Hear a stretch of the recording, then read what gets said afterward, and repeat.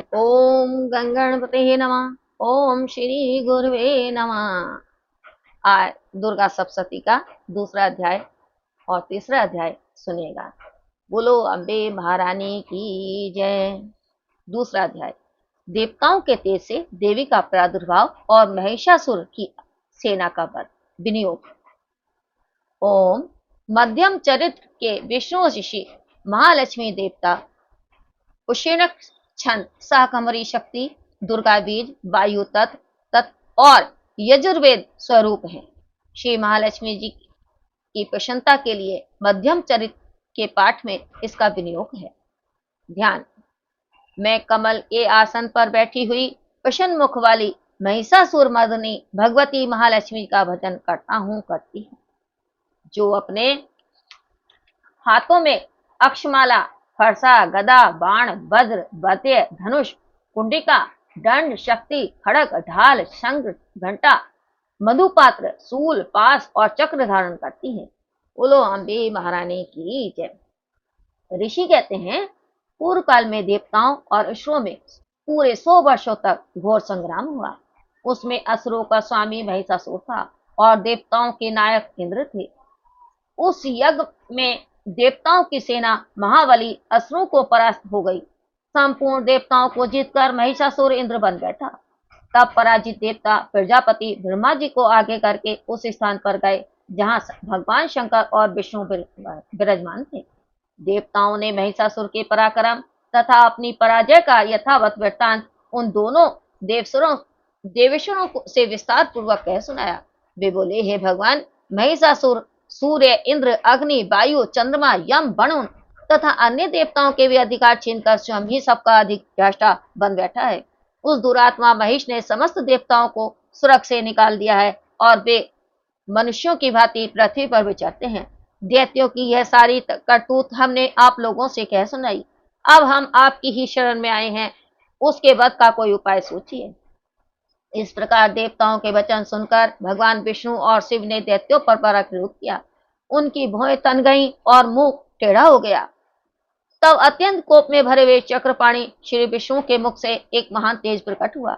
इस प्रकार ब्रह्मा शंकर तथा इंद्र आदि अन्य अन्य देवताओं के शरीर से भी बड़ा भारी तेज निकला। वह सब मिलकर एक हो गया। महान तेज का वह पुंज ज्वाल्यमान पर्वत सा जान पड़ा। देवताओं ने देखा, वहां उसकी ज्वालाएं संपूर्ण दिशाओं में व्याप्त हो रही थीं। संपूर्ण देवताओं के शरीर से प्रकट हुए उस तेज की कहीं तुलना नहीं थी। एकत्रित होने पर वह एक नारी के रूप में परिणत हो गया और अपने प्रकाश से तीनों लोकों में व्याप्त जान पड़ा। भगवान शंकर का जो तेज था, उससे उस देवी का मुख प्रकट हुआ। यमराज के तेज से उसके सिर के बाल निकल आए। श्री विष्णु भगवान के तेज से उसकी भुजाएं उत्पन्न हुई। चंद्रमा के तेज से दोनों स्तनों का और इंद्र के तेज से मध्य भाग कटी प्रदेश का प्रादुर्भाव हुआ। वरुण के तेज से जंगा और पिंडली तथा पृथ्वी के तेज से नितंब भाग प्रकट हुआ। ब्रह्मा जी के तेज से दोनों चरण और सूर्य के तेज से उनकी उंगलियां हुई। बासुओं के तेज से हाथों की उंगलियां और कुबेर के तेज से नाचिका प्रकट हुई। उस देवी के दांत प्रजापति के तेज से और तीनों नेत्र अग्नि के तेज से प्रकट हुए। उनकी भुएं संध्या के और कान वायु के तेज से उत्पन्न हुए। इसी प्रकार अन्य अन्य देवताओं के तेज से भी उस कल्याणमयी देवी का आविर्भाव हुआ। तदंतर समस्त देवताओं के तेज पुंज से प्रकट हुई देवी को देखकर महिषासुर के सताए हुए देवता बहुत प्रसन्न हुए। पिरागधारी भगवान शंकर ने अपने सूल से एक सूल निकाल कर उन्हें दिया। फिर भगवान विष्णु ने भी अपने चक्र से चक्र उत्पन्न करके भगवती को अर्पण किया। वरुण ने भी शंख भेंट किया। अग्नि ने उन्हें शक्ति दी और वायु ने धनुष तथा बाण से भरे हुए 2 तरकश प्रदान किए। सहस्त्र नेत्रों वाले देवराज इंद्र ने अपने विरज से विरज उत्पन्न करके दिया और ऐरावत हाथी से उतारकर 1 घंटा भी प्रदान किया। यमराज ने कालदंड से दंड, वरुण ने पाश, प्रजापति ने स्थिप काश की माला और ब्रह्मा जी ने कमंडल भेंट किया। सूर्य ने देवी के समस्त रोपकूपों को में अपनी किरणों का तेज भर दिया। काल ने उन्हें चमकती हुई ढाल और तलवार दी। क्षीर समुद्र ने उज्जवल हार तथा कभी चीर न होने वाले 2 दिव्य वस्त्र भेंट दिए। साथ ही उन्होंने दिव्य चूड़ामणि, 2 कुंडल, कड़े, उज्जवल अर्धचंद्र, सब बाहुओं के लिए कयूर, दोनों चरणों के लिए निर्मल नुपुर, गले की सुंदर हसली और सब उंगलियों में पहनने के लिए रत्नों की बनी हुई अंगूठियां भी दी। विश्वकर्मा ने उन्हें अत्यंत निर्मल फरसा भेंट किया, साथ ही अनेक प्रकार के अस्त्र और अवैध कवच दिए। इनके सिवा मस्तक और वक्ष स्थल पर धारण करने के लिए कभी न कुम्हलाने वाले कमलों की मालाएं दी। जल्द ही ने उन्हें सुंदर कमल का फूल भेंट किया। हिमालय ने सवारी के लिए सिंह तथा भांति भांति के रत्न समर्पित किए। धनाक्षक कुबेर ने मधु से भरा पान पात्र दिया तथा संपूर्ण नागों की राजा शेष ने, जो इस पृथ्वी को धारण करते हैं, उन्हें बहुमूल्य बणियों से विभूषित नागाहार भेंट किया। इस प्रकार अन्य अन्य देवताओं ने भी आभूषण और अस्त्र शस्त्र देकर देवी का सम्मान किया। तत्पश्चात उन्होंने बारंबार अट्टहास पूर्वक उस स्वर से गर्जना की। उनके भयंकर नाद से संपूर्ण आकाश गूंज उठा। देवी का वह अत्यंत उच्च स्वर से किया हुआ सिंहनाद कहीं समा न सका। आकाश उसके सामने लघु प्रतीत होने लगा।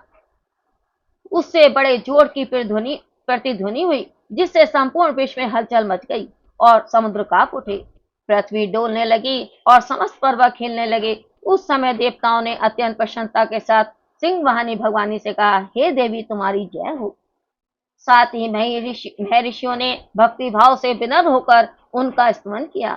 संपूर्ण त्रिलोकी को क्षोभग्रस्त देख दैत्यगण अपनी समस्त सेनाओं को कवच आदि से सुसज्जित कर हाथों में हथियार ले सहसा उठकर खड़े हो गए।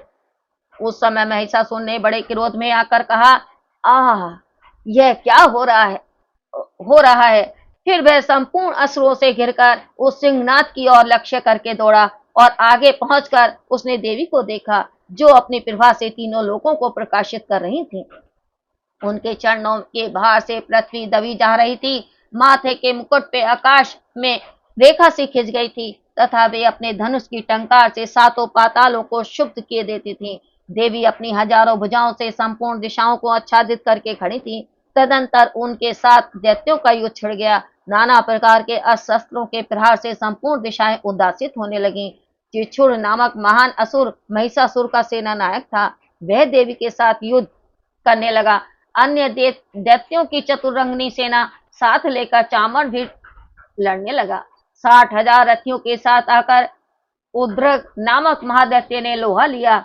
1 करोड़ रथियों को साथ लेकर महाहनु नामक दैत्य युद्ध करने लगा, जिसके रोए तलवार के समान तीखे थे। वह अशिलोमा नामक महादैत्य 5 करोड़ रथी सैनिकों के सहित युद्ध में आ डटा।